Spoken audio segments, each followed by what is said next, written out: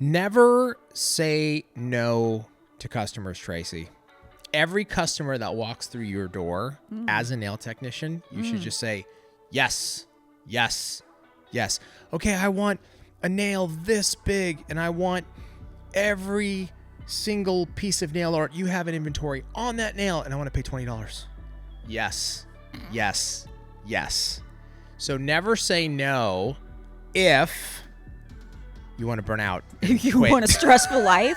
Yes, all of that stuff. If you want to be medicated. Yes.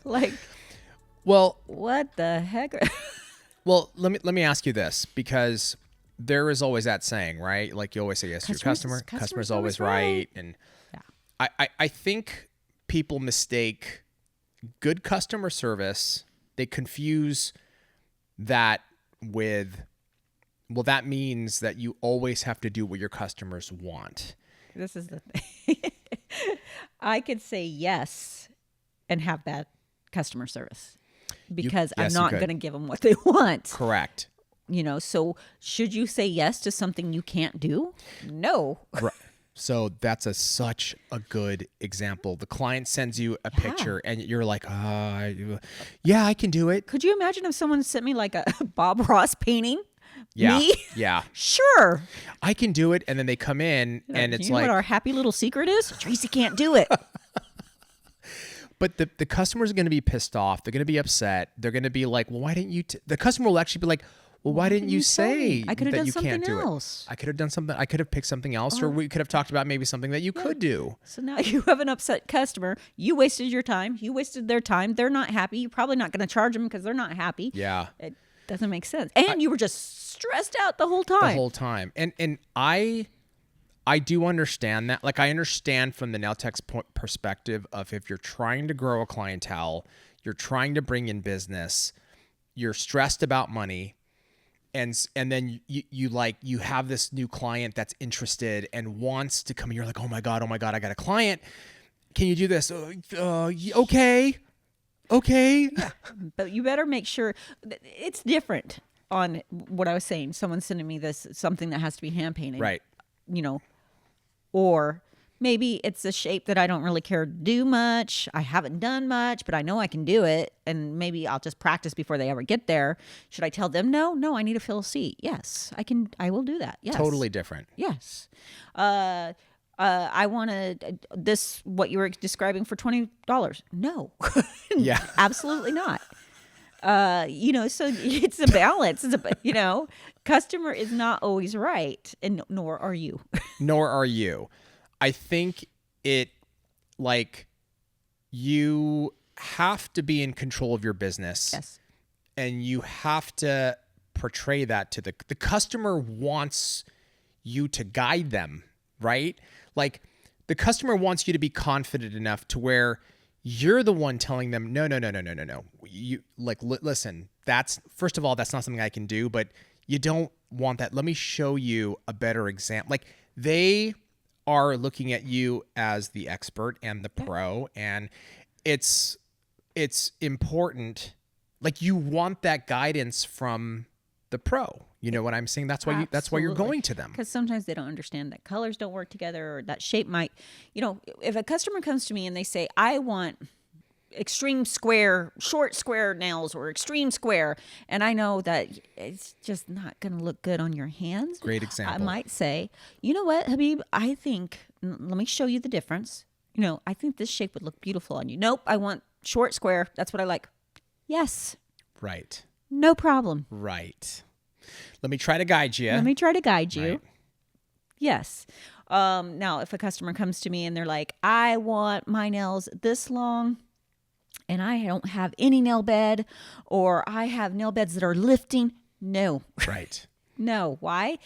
It ain't going to work. And that's my name. So there's the give and takes. Is it a yes that pushes you out your comfort zone? That's good. That's good. That's good. You want that. That's how we grow. Right. Is it a yes that is, isn't going to work? It's going to be a hot mess. Yeah. You're just praying to the Lord, somehow this all works. No. Why put yourself through that? I mean, it's like if I hired a contractor and I was like, listen to me, I want you to build a 3-story house.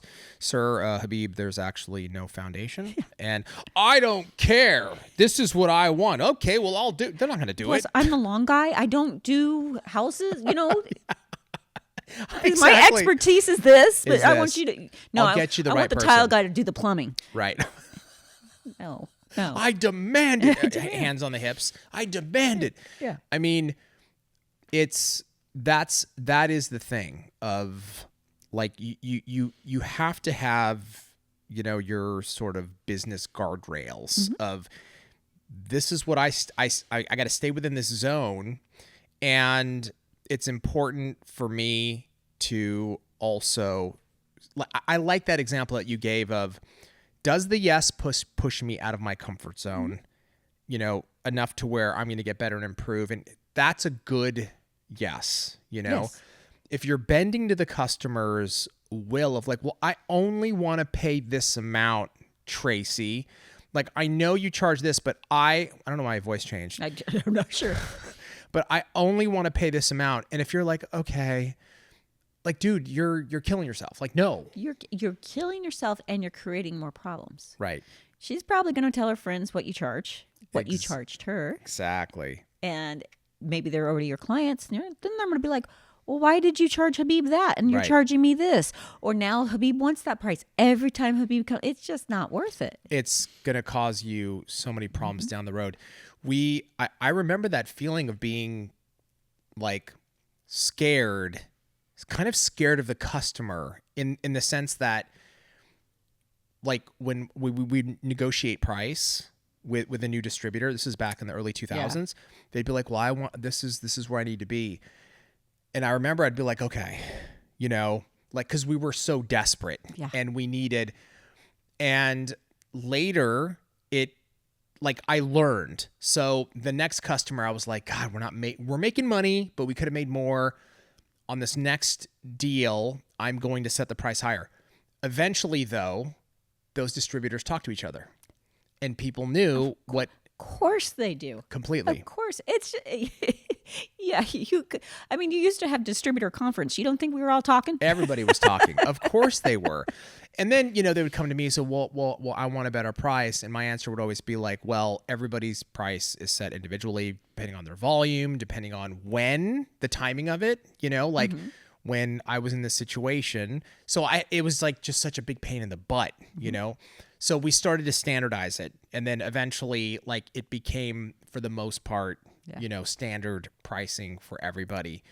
But you can't, like, you have to set those, processes, procedures, your sort of salon rules as well. If you're like, I have a no kids policy, they keep bringing their kids and you just keep allowing it, like, okay, you're going to get run over. You're going to get ran over. It's going to cause conflict with your other clients.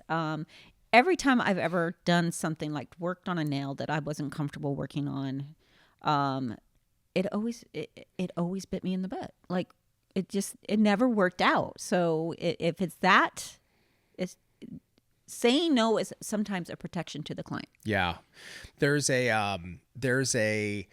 I just watched the latest season of Fargo. Oh right? my gosh. It's so good. It's so good. And Jennifer Jason Leigh, right, her character, if you guys haven't seen it, you should watch it. But she has this giant painting behind her desk. Do you remember what it was? No, I don't. It's just a giant painting. No. And I was like, that's amazing. Yeah. Tracy, do you remember what people used to call me in the early days? No man. The no man. Yeah. Because that's why everybody wanted to talk to Greg. Because that's why they wanted to talk to Greg. He was the yes man. He was the yes man. And then he would always say yes, and I would say no. They would go to Greg and say yes, and then I have to like, oh my God. And then I have to go back and say no again. So much worse. It was so much worse. But to kind of like, not train, but teach the customers that, hey, if I said no, that's what it is. You can go talk to whoever, but that's a great example. Greg was the yes man. He said yes to everything. And then that's awkward for him because it is no. It is no. So correct. Just causing his own pain because he didn't know how to say no. Exactly. And, we I mean, we were fortunate enough to separate roles to where he didn't really have to do that, and I didn't have to teach nails. My God, it would have been a disaster if it was mixed up.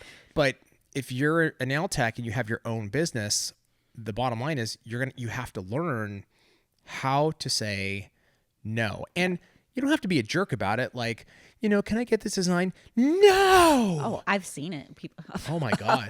laughing at him. Oh, do that. Oh my gosh. You're like, that's not how you go about it. You can't always say yes. You can't always say no, but you always can be polite. Always, you have to be polite. You must be polite. You can easily be like, this is a really cool design. I totally understand why you want it. Unfortunately, I can't do this. You're going to be mad if I say yes. I mean, you can even explain to them. You're going to be upset. I know that that's what you want, and you're not going to be happy that that's what you can't get it. But let me